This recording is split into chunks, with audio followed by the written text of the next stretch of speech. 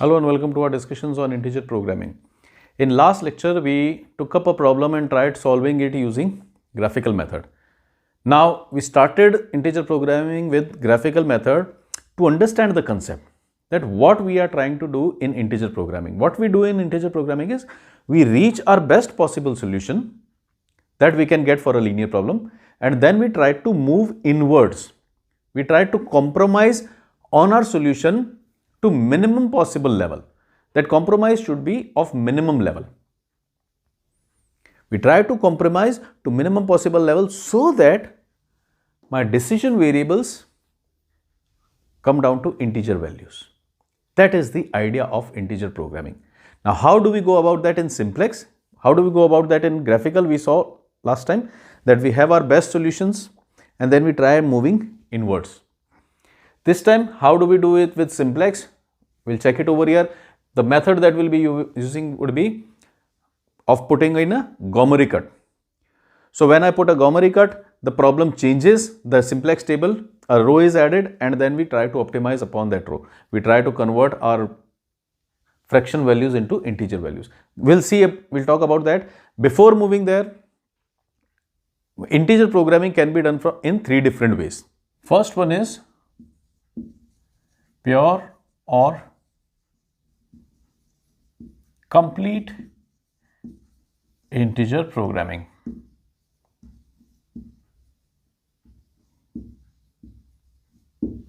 Then we have mixed integer programming.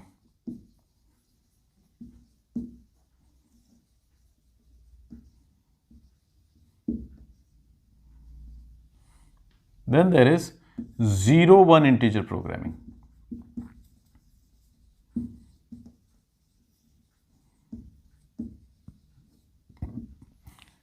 So what are these three levels of integer programming? Rather, we should call them levels of integer programming. This is pure or complete integer programming. Pure or complete integer programming is where all the decision variables need to be integers.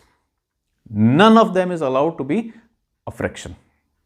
So that becomes pure or complete integer programming. This is a case of pure or complete integer programming because x1 and x2, we have two decision variables and they both need to be integers. So this is a case of pure or complete integer programming that we are taking right now. Then there can be mixed integer programming. Mixed integer programming is certain variables are restricted to be integers, certain are free from this boundation of being integer. It could be something like this: x1, x3 should be greater than 0 and integer, while x2 should be greater than 0. So in this case, what is happening? Certain variables are restricted to be integers, certain are free from this restriction, from this boundation. So this is a case of mixed integer programming, which we'll see in days to come. Then there is 0-1 integer programming. 0-1 integer programming is basically done where we wish to see that should I be taking on this project or not? Should I be producing this particular product or not? I am not so much concerned, so much bothered about what quantity of this I should be doing. Rather, I am just asking for a decision. Should I be doing this or should I not be doing this? So that becomes 0-1. A 0 is you should not be doing that. A 1 is you should be doing that. So we'll see these two things, these two methods, these two cases when we get there. For now, let us understand pure or complete integer programming using the most frequently used method, which is the Gomory cut. Now, when I am calling it Gomory, different people, different places might be calling it differently, but the idea is we should understand the concept.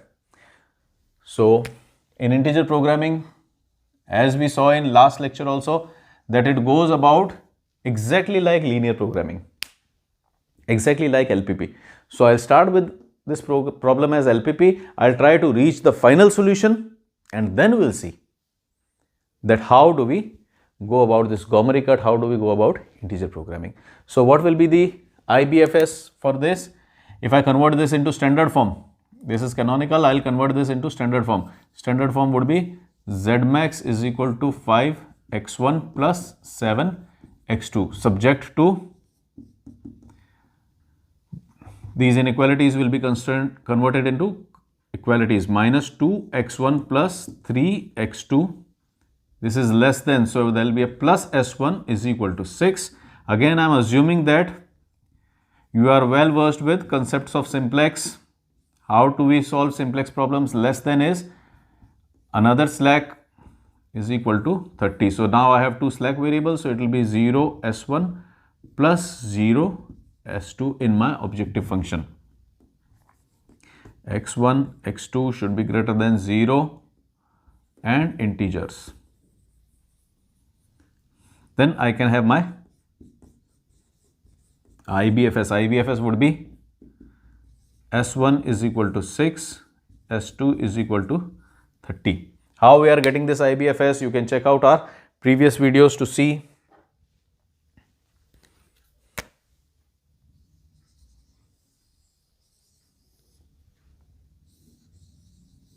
Now that I have my IBFS, can I go ahead and plot my next table?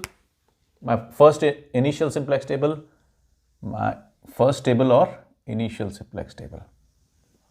Let this be B and theta. I have x1, x2, s1, s2. x1, x2, s1 and s2. My IBFS is s1 is equal to 6, s1 is equal to 6, s2 is equal to 30. These are my CJs. What are my CJs? 5, 7, 0 and 0. 5, 7, 0 and 0.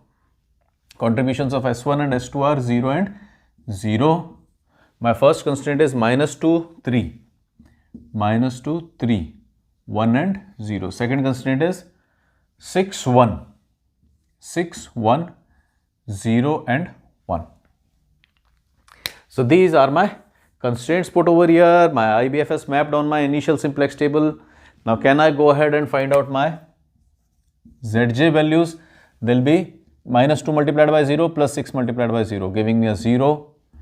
All these values would be 0 to start with. Because it is maximization, I will go for Cj minus Zj. This is called net evaluation row.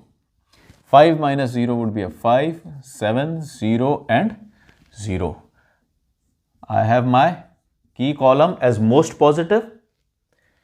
Dividing B by key column, 6 divided by 3 is 2, 30 divided by 1 is 30. So I get my key row and this will be my key element. So can I transfer these values to my new table?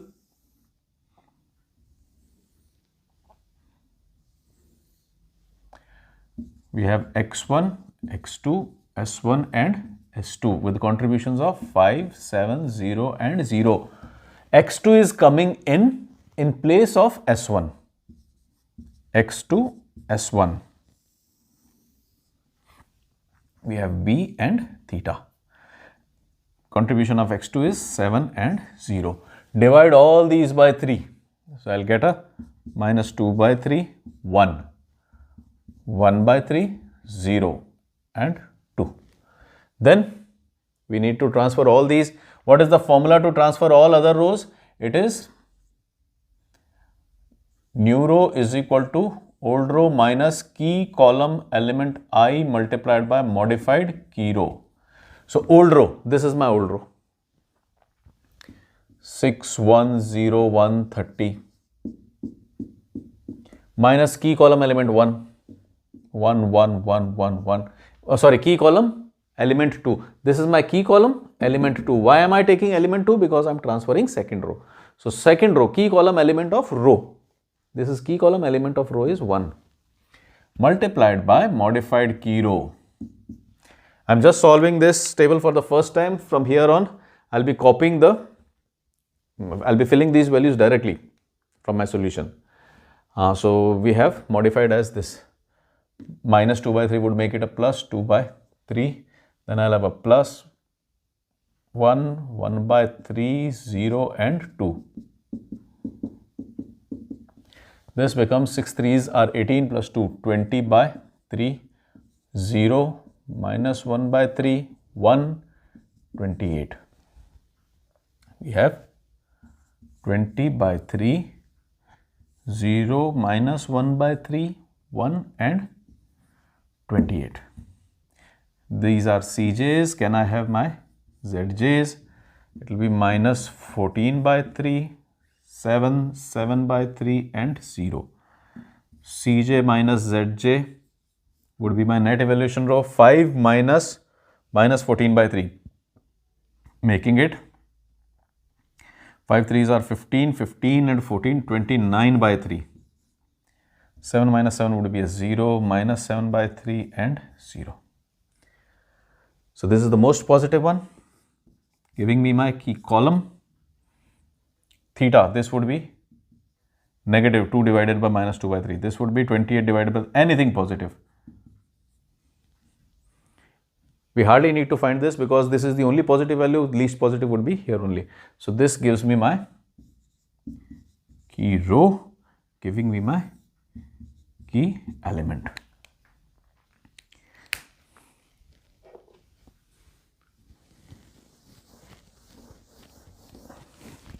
Now can we transfer this to our next matrix?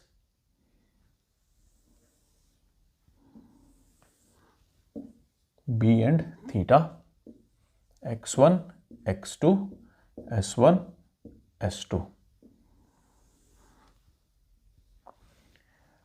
x2 is intact, s1 is moving out, x1 is coming in. So I have x2 and x1.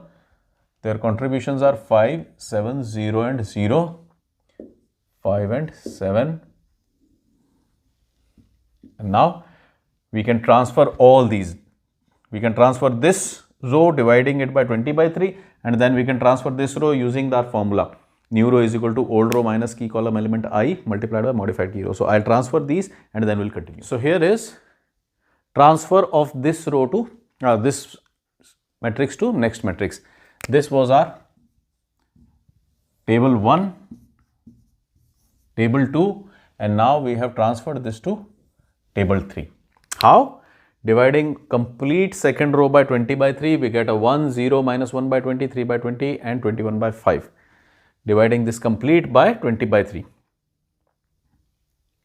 And then transferring this using that formula which we make use of, which is old row minus key column element I multiplied by modified key row. We use this formula to get these values. Then these are Zj's, 7 multiplied by 0, 5 multiplied by 1, 7 multiplied by 3 is 21 by 10, making it 42 by 20, minus 5, 37 by 20 and so on.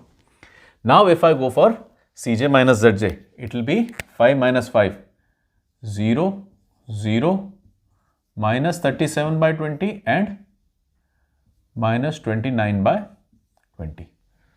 So at this point if I stop, because in net evaluation row, this is my net evaluation row. In net evaluation row, I am getting all values as 0 or negative, thereby indicating that this particular solution cannot be optimized further. And also, I am getting all positives in B. So these zeros and negatives and these positives are telling me that this is my best possible solution, this is my optimum solution for a simplex problem. But today we are talking of integer programming. So what we need to do is, now we need to convert it into integer solution. For that, what we'll do is, we identify the B with maximum fraction value. So these are the steps which will be taking me from the optimum solution which is not integer in nature, where the values are not integer, x1 is not an integer, x2 is not getting an integer value. So from here, from this optimum solution, these steps will take me towards integer solutions, integer values. So what are these steps? Select source row. First step is select source row. What is source row? Maximum fraction part in B. Source row is the row which has maximum fraction part in B. If I have a look over here, what is the fraction part in B and what is the fraction part in x2 and what is the fraction part in x1? For x2, if we take 24 by 5, 24 by 5 can be written as 5 4s are 24 by 5. So this is the fraction part in 24 by 5. What about 21 by 5? It will become 4 1 by 5. This is the fraction part. If we had a 31 by 5, It would have been 6 1 by 5. Now you should not get confused that this is the maximum fraction part. This is not maximum fraction. I am talking of maximum fraction part in any solution. The fraction part in this solution is only 1 by 5 because there are 6 complete units. 31 by 5. 31 divided by 5. There are 6 complete units in this 31 and then one part is remainder. So 31 by 5 becomes 6 1 by 5. The fraction part in this is only 1 by 5. While fraction part in this is 4 by 5. So we are interested in maximum fraction part. So this will become my source row.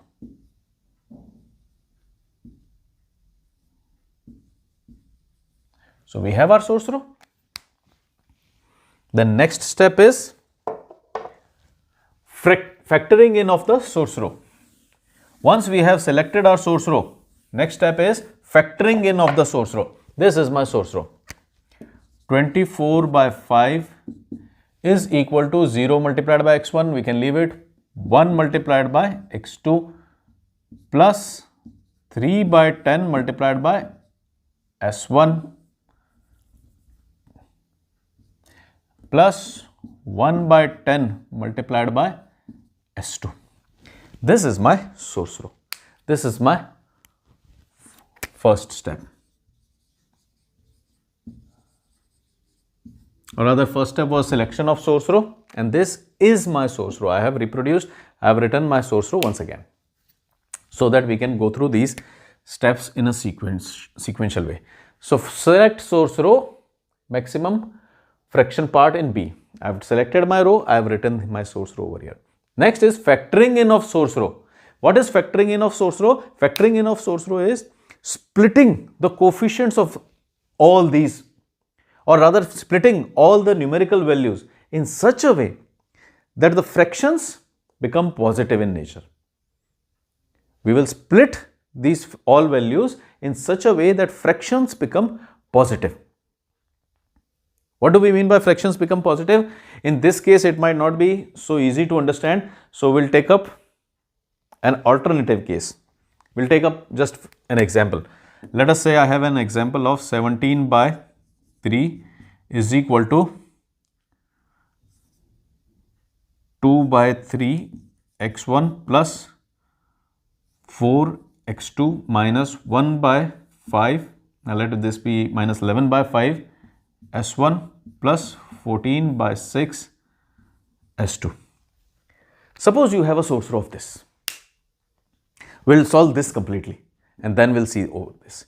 Suppose this is my source row, right? I selected my source row from somewhere and it comes like this. Factoring in of source row, splitting the fraction and integer parts such that all fractions are positive. Splitting in the integers and fractions in such a way that all fractions are positive. You can split this. How can you split this? 17 by 3. 17 by 3 becomes, I'll solve it over here. 17 by 3 can be written as 3 5s are 15, 2 by 3, making it 5 plus 2 by 3. This is improper fraction. This is mixed fraction. Mixed fraction has an integer part and a fraction part.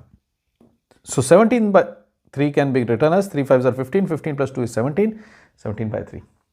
So this is how I can write 17 by 3. This is how I can even split this. So if you go ahead and try to add this, what will happen? 3 will be your LCM, 3 5s are 15, 15 plus 2. You'll come down to 17 by 3.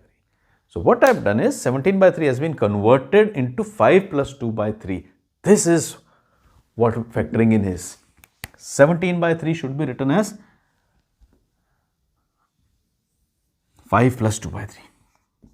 5 plus 2 by 3 is equal to, this is 2 by 3 as it is, no issues. We can write it as 0 plus 2 by 3 x1. This is what I am doing in factoring in of my source row. This is 4 plus x2. So this will become 4 plus 0 x2. This had no integer part. This has no fraction part. But I am writing it as splitting. I am writing it as integer part and fraction part. This has no integer part, this has no fraction part, no issues. Then this is minus 11 by 5. Now minus 11 by 5. Look very carefully, this is the catch thing. Minus 11 by 5 can be written as minus 2 1 by 5, making it minus 2 minus 1 by 5. So minus 11 by 5 has a perfect representation of minus 2 minus 1 by 5. But all fraction parts are positive. Here the fraction part is negative. I need to convert it into positive. A very easy way is take this integer part upwards. So what happens? This minus 2 would become minus 3. Whenever you will end up with a negative fraction part, you can follow this procedure. What is the procedure? I'll increment this by 1. Minus 2 will become minus 3.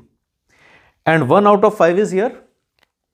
So I'll put 4 out of 5 parts over here. This is it. Minus 11 by 5 can be factored in as minus 2 by 5 minus 1 by 5. It can also be factored in as minus 3 plus 4 by 5. If you take 5 as LCM, it will become 15. 15 minus 4 is 11. 11 by 5. Minus 11 by 5. Perfect. So, minus 11 by 5 has both these as valid factoring ins. But fraction part should be positive. This is where fraction part is positive. So, this is the correct one for me. I'll not go with this. I'll go with this. This is what we are trying to do. This is where we are converting the source, we are factoring in the source row. This was my source row of the example. This was source row of my example. This is factoring in of source row. 17 by 3 has been factored in. No integer part, no fraction part, integer part, fraction part. This time I was getting a negative, but now I'll write it down as minus 3 plus 4 by 5 S1. Perfect. I have a positive fraction part. What about this 14 by 6? 14 by 6 can be written as 6 2s are 12, 2 by 6, making it 2 plus 2 by 6. So you can write it as 2 plus 2 by 6 S1. This is factoring in of source row. This was source row, factoring in of source row. Splitting the fraction and integer parts such that all fractions are positive. This could have gone down to minus 1 by 5, but I have kept it positive. And what is the method? If you are stuck with negative, you increment this integer part by 1. Minus 2 becomes minus 3 and the remaining 1 out of 5 are here. So 4 out of 5 will be positive in your solution. This is our second step, factoring in of source row. Then third step is convert fractional cut into Gomery's cut. Now this is factoring in. Now let me convert it into fractional cut. From this, my fractional cut will be leave integers out. If I leave 5 out, this will become 2 by 3. If I leave 0 out, this will become 2 by 3 x1. If I leave integers out, this x2 is completely gone because there are no fractions. Leave 3 out, this will become 4 by 5 s1 and last one would become 2 by 6 or you could call it 1 by 3 s2. This is fractional cut. And you can convert it into Gomery's cut by adding Gomery's slack. We have our fractional cut, we can convert it into Gomery's cut. If it is getting too overwhelming, if you are not able to grab the concept, no issues. You can write it down. We'll again be converting this one into Gomery's cut. You'll get the idea. So for now, Gomery's cut would be Gomery's cut. Convert fractional cut. We have our fractional cut into Gomery's cut by adding Gomery's slack to the fractional cut. This is fractional cut. I'll add Gomery's slack over here. In this, I'll add Gomery's slack and it will become Gomery's cut. How do I add Gomery's slack? 2 by 3 is equal to 2 by 3 x1 plus 4 by 5 s1 plus 1 by 3 s2. And here I will add my Gomery's slack. slag. We call slags S1, S2. This is also S, but because it is Gomery slag, I am putting a G, and because it is first Gomery slag, I am putting a SG1. I am not sure. I might have more Gomery slag in next rows, so I'll call them SG2, SG3, and so on. So this is how we convert our decided source row into Gomery's cut. This was only an example. This was not related to our numerical. This was only an example. Now I'll apply this to my decided source row. Let us go ahead and remove this, and then we'll apply this to our decided source row. So we have our source row. What is the sequence? Factoring in of this source row. 24 by 5 would make it 5 4s 20 plus 4 by 5.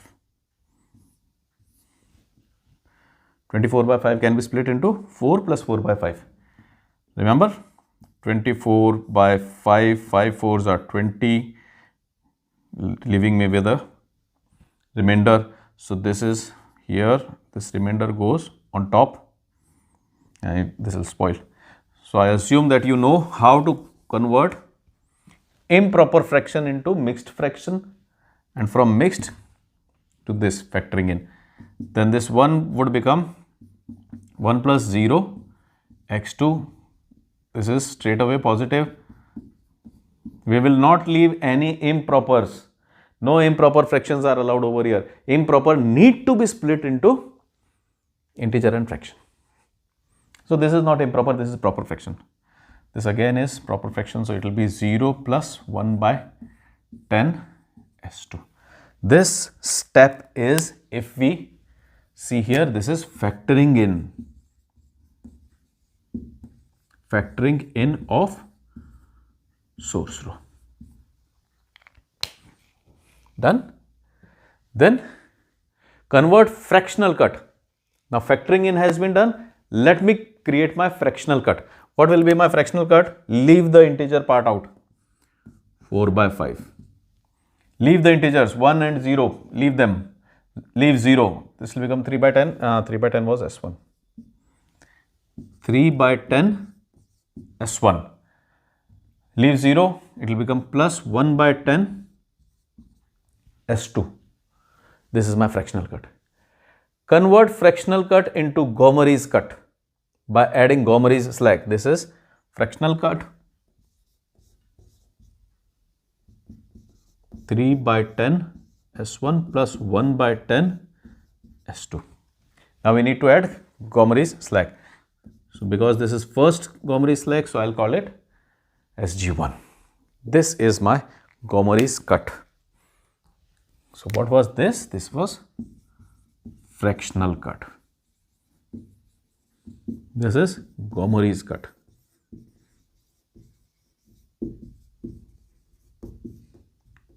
Fine. This is how we go about it. Now we can move to our next simplex table. We had a first simplex table over here, initial simplex table, then we had first iteration, then we had second iteration. We had a best solution, but now we are trying to convert this solution into an integer solution.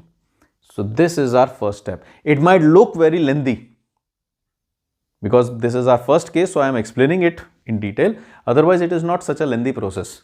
All you need to do is identify your maximum fraction from B, maximum fractional part. That becomes your source row. Source row is converted. Source row is factored in.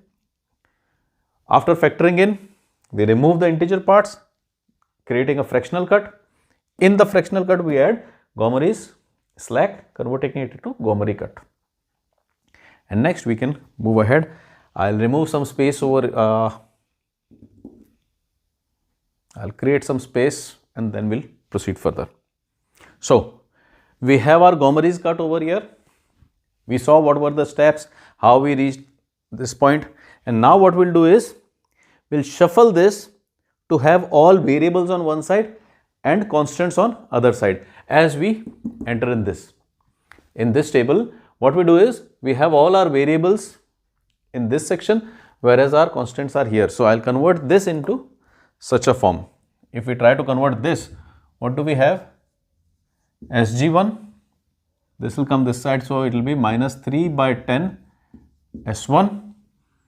This will come here, so it will be minus 1 by 10 S2, and this 4 by 5 will go to that side. So now I can enter this constraint also into my table. So I have my next table over here.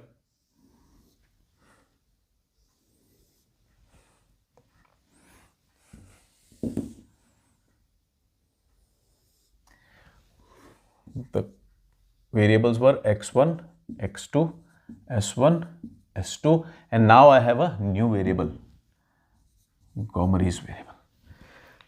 Their contributions were 5, 7, 0, 0, and of course it is a slack variable, so its treatment would be just like other slack variables. Its contribution would be 0. I have x2 and x1 with contributions of 7 and 5, 0, 1, 1, 0, then we have a 3 by 10 minus 1 by 20, 1 by 10, 3 by 20, and what about SG1? There is no SG1 over here, there is no SG1 over here, but here I'll be having SG1 from here. It will be SG1 is equal to minus 4 by 5, B and theta. B was 24 by 5 and 21 by 5. I am not touching these values.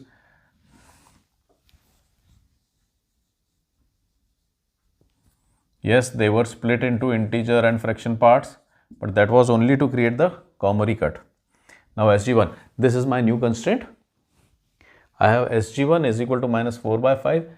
There is no x1, there is no x2. There is an S1 with a value of minus 3 by 10. There is an S2 with a value of minus 1 by 10. SG1 itself is having a value of 1. Its contribution is 0. Here we have. Now if we go for solution, this is Cj, this is Zj. This cut would create no difference because everything is 0. So I'll get 7 multiplied by 0 plus 5 multiplied by 1. So it will be exactly like this: 5, 7, 37 by 20, 29 by 20, and this would become 0, 0 and 0. Thereby giving me Cj minus Zj as my net evaluation row. Cj minus Zj, 5 minus 5 would be a 0. It will be a 0. We have already found these values: 37 by 20 minus 29 by t, and this will be 0. Now look at this solution. It is exactly like this. We have all values as 0 and negative and all b's as positive. This was my optimum solution. But here if I see this, there is a catch. All values are 0 or negative, hence it should have been optimum solution. But when I have a look at B, there is a negative value. And if you remember 2-3 lectures back, we talked about dual simplex method. When do we make use of dual simplex? When the net evaluation row is saying that this is the best solution, but B is having a negative value. This is where we go for dual simplex. Now I'll have to solve this table using dual simplex. What was the process of dual simplex? Instead of identifying the key column as incoming variable and then looking for key row for outgoing variable, dual simplex goes the other way around. It first identifies the outgoing variable. And what is the outgoing variable? I would request that you should go through that dual simplex lecture. So what will be the outgoing variable? First we decide upon outgoing variable. Outgoing variable is the most negative value. We only have one negative value. So definitely this is my outgoing variable or key row. Now that we have our key rows, we'll find out the ratio. What was that ratio? Ratio is Cj minus Zj upon Aj. So what will be these ratios be? This is our key row, 0, we can leave it, 37 by 20 upon minus 3 by 10. 37 by 20 negative Cj minus Zj upon A. A is 3 by 10. 3 by 10. And this is also negative, so negative, negative cancel each other out. We get a 2, so this becomes 37 by 6. 37 by 6. This would be minus 29 by 20 divided by minus 1 by 10. 1 by 10 divide hai, to upon we can go for multiply. Minus minus would be a plus. 10, 2. This will give me 29 by 2. And this would be 0 by 1. So it will be, we can leave this. So I need least positive. Least positive from these is 37 by 6 and 29. This will be somewhere around 14. This will be somewhere around 6. So this gives me my key column. And now that I have my key column, that I have my key row, of course, I am having it through dual simplex. Of course, I had my optimum solution. I inserted a Gomri constraint in here. Then I am solving it using dual simplex because my net evaluation row is showing that this is the best solution, zeros and negatives. But B has a negative value. So I resort to dual simplex. And dual simplex is telling me that this is outgoing variable, that is Gomri slack. And incoming variable is S1. So we'll prepare some space for this new table and transfer all these elements to our new table. How do we transfer them? We have our key column, we have our key row. This will be my key element. I'll divide complete row by key element to get my new modified key row, and then we'll transfer these using our evergreen formula. I assume you are well versed with that formula. You will try to solve it on your own. x1, x2, s1, s2. And yes, if there are some discrepancies in values, it is suggested that you go on solving it, you solve it completely, because I am copying these values from my solution. So it might so happen that I might miss some value, but in next table it will be corrected. So if there are any such confusions, you continue with your solution, probably will have same values in next table. And still if the problem persists, we'll work on it. You can leave a comment. SG1 is going out. SG1 is key row, so it is going out. And slack 1, this is coming from slack 1. Slack 1 is coming in. So we'll be having an S1, the value of 0. This is key row, so we'll divide everything by minus 3 by 10, and then we'll transfer these two rows also. So I'll transfer these two rows. You can pause the video, you can transfer these two rows by calculating. So here is a transfer of all these values to our new matrix. This was table 3. We can call it table 4. Yes, this was for simplex, and this is where our integer programming has started. This was table 4, this is table 5. And as a result of this exercise of inserting my Gomri cut in the simplex, you can see that x2 was 24 by 5, x1 was 21 by 5. Both were fractions, but now at least one has come down to an integer value. But still, there are other values which are in fractions. Now the rule is that I am not concerned about slack. Yes, it is in fraction, but I am not bothered about it. This is also in fraction. If I see what is the value of this, this is as it is integer, so it is out of our consideration. If you remember the steps, we need to select our source row. In source row, this is already integer, it doesn't have a fraction part. This has a fraction part. 13 by 3 can be written as 4 1 by 3. This is 8 by 3. If it were allowed, it would have been 2 by 3.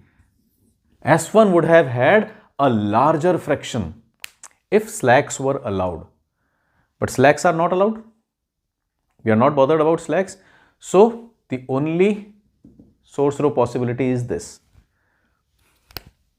Although it is having a smaller fraction part as compared to slack, but slack is as it is out of race. We are not considering slacks in this stage. We are not converting the slack values into integers. So only source row possibility is this. This becomes my source row. Now, if you remember all the steps, what were the steps?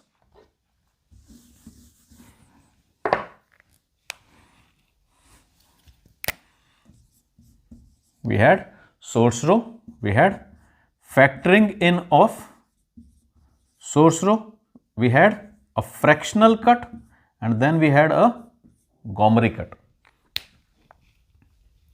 So what is our source row? This is our source row.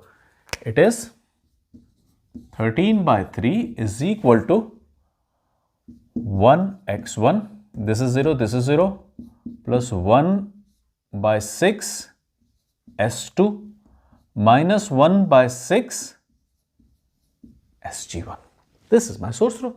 Factoring in of source row, split the fraction parts into integer and fraction, keeping all fractions as positive. Split this 13 by 3. 13 by 3 makes it 4 1 by 3. So I can write it as 4 plus 1 by 3. Done.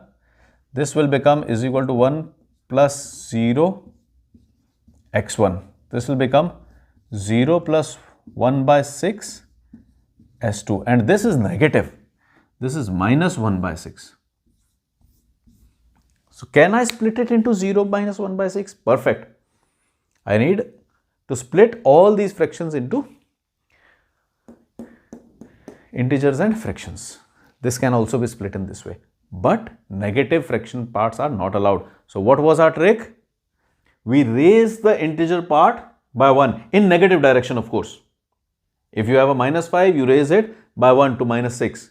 If you have minus 3, you raise it by minus 1 to minus 4. You raise it by minus 1 negative direction. So 0 raised in negative direction by minus 1 would make it a minus 1. And this would become 1 by 6 is here. So I'll be having a plus 5 by 6.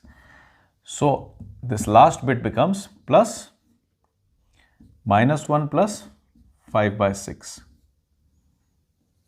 SG1. So this is my factoring in of source row. We are raising the integer in negative direction by 1. So we had a 0 minus 1 by 6. We pushed it 1 up in negative direction. So it became minus 1. And then 1 by 6, 1 out of 6 is here. So plus 5 by 6 is here. This is factoring in. Then we need a fractional cut. What is fractional cut? Let me remove all integer components. So this becoming 1 by 3 is equal to no fractional parts. Leave it. 1 by 6 S2 plus 5 by 6 SG1. This is fractional cut. How do we convert this fractional cut into Gomery cut? 1 by 3 plus SG2. This was first Gomery slack. This is second Gomery slack. These are subscripts. We have a slack with a subscript of G2. This time it is G2. Is equal to 1 by 6 S2 plus 5 by 6 SG1. And finally, we need to add this to our table. In order to add this to our table, we need our variables on one side and RHS, constants on another side. So this becomes SG2 minus 1 by 6 S2 minus 5 by 6 SG1. This will go on that side, becoming minus 1 by 3. This is our Gomery's cut. Now, okay, we have not determined all those values as yet. This will be Cj, we'll be having a Zj. these values would be 0 and 5, 7, 0, 5 by 6, and then this is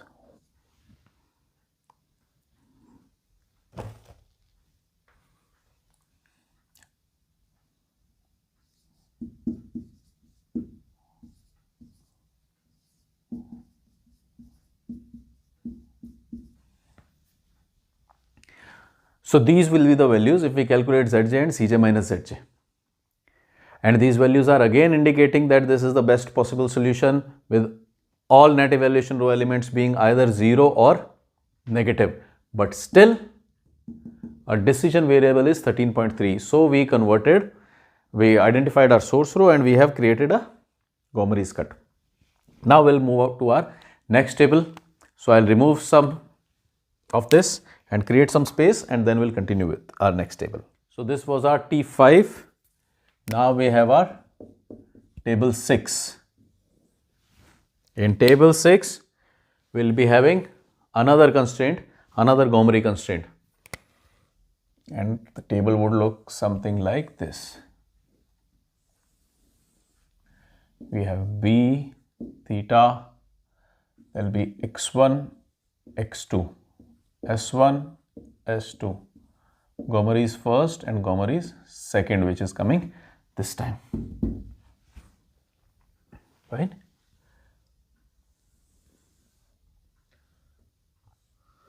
We'll take up this as it is, 7, 5, 0, x2, x1, S1. Then SG2 is coming with a value of minus 1 by 3. SG2 coming in with a value of minus 1 by 3, and these values would be no x1, no x2, nor s1. S2 is having a value of minus 1 by 6, no s1, no x1, no x2, no s1. So S2 is having a value of minus 1 by 6, SG1 is having a value of minus 5 by 6, and of course SG2 has a value of 1.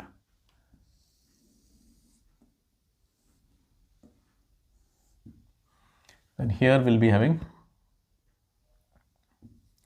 5, 7, 0, 0, 0. Of course, this is also a slack, so it will be 0, and remaining we can copy from here. We have 0, 1, 0, 0, 1, 1, 0, 0, 1 by 6, minus 1 by 6. Then we have a 0, 0, 1, 1 by 3, minus 10 by 3, and these will be zeros. And values are 4, 13 by 3, 8 by 3. So what I've done is, I had a best possible solution. First time, I had a best possible solution in T3. I added a Gomery's constraint in T4. Then I solved it using dual simplex. In T5, I had again my best solution, but I had a non-integer variable, a non-integer value of one of my variables. So I again introduced a new Gomery's constraint. Now let me go ahead and find values of Zj, Cj. Of course, these two are 0, this was 0, new row is 0, so I'll get exactly these same values. So I'll just copy these from here. It will be 5, 7, 0, 5 by 6, 37 by 6, 0, 0, 0 and 0. What will be Cj minus Zj? 0, 0, 0, minus 5 by 6 and minus 37 by 6 and 0. Now I have all negative values, thereby telling me that this is optimum solution. I have all negative values or 0 values telling me that this is the best possible solution, this is optimum solution. But then one of the B values is negative. SG2 was minus 1 by 3. Hence, this is not optimum. It can further be improved, but we'll have to take the way of dual simplex. For dual simplex, what do we need? We need minimum positive from ratio Cj minus Zj upon Aj. We need this ratio, Cj minus Zj. This is Cj minus Zj. We need to divide it by Aj. Now, in dual simplex, first we decide outgoing row. This will be my key row. We decide outgoing variable. How do we decide outgoing variable? Most negative. All these are positive, so this is the only negative. It is most negative. This is outgoing variable, key row. Then we divide our negative values by the key row elements. 5 by 6 divided by minus 1 by 6, giving me a 5. Minus 37 by 6 divided by minus 5 by 6, giving me a 37 by 5. And from these, we select the least positive value. This would be 7.4. This is 5. So this is least positive, giving me my key column. This will become my key element. So you have your key element, you have your key row, you have your key column. You can transfer all this to your next matrix. So I'll transfer this to our next matrix and then we'll analyze it further. So here we have all these values of T6 being transferred to T7. This is our T7 table. So we had T5, we identified our source row, we introduced our second Gomery's slack and constraint. Then we saw that we had all negative values, but still B was having a negative value, thereby creating an anomaly that net evaluation row is saying that this is optimum, but B is still having a negative value. So we proceed further using dual simplex. In dual simplex, what we do is we first select our outgoing variable. Most negative is outgoing variable. So SG2 was our outgoing variable. And how do we decide upon incoming variable? We divide our Cj minus Zj by Aj to get minimum positive. So minimum positive was 5. So S2 has replaced SG1. And after transformation, that is after dividing the key row by minus 1 by 6 and also transformation applicable to these three, we reach here. And if now we analyze this in net evaluation row, this is our net evaluation row. In net evaluation row, everything is 0 or negative. And also x2 is 4, x1 is 4. So finally I have reached a point where I have my x1, x2 greater than 0 and also they are integers. So can I now give my solution? X1 is equal to 4, x2 is equal to 4, giving me a Z max is equal to 5x1 plus 7x2. 5 multiplied by 4 plus 7 multiplied by 4, making it 20 plus 28 or 48. This is maximum possible Z that you can attain with this condition, that x1 and x2 should also be integers. Otherwise, we had an optimum solution way back in T3 only. But now our journey has advanced to T7. So this was our very first question on integer programming using cutting plane method advised by Gomery, where we make use of Gomery cut, where we make use of Gomery slacks, and this is the process. Next time when we meet, we'll take up a different kind of question, a smaller question, because this time we were introducing the topic, so we took an extended discussion. We took a problem where we had multiple tables. Next time when we meet, we'll take a smaller question which was actually suggested by a co-learner. So we'll take up that question in next lecture. This is it for our today's discussion. Until we meet next time, do take care. Thanks for watching. Bye-bye.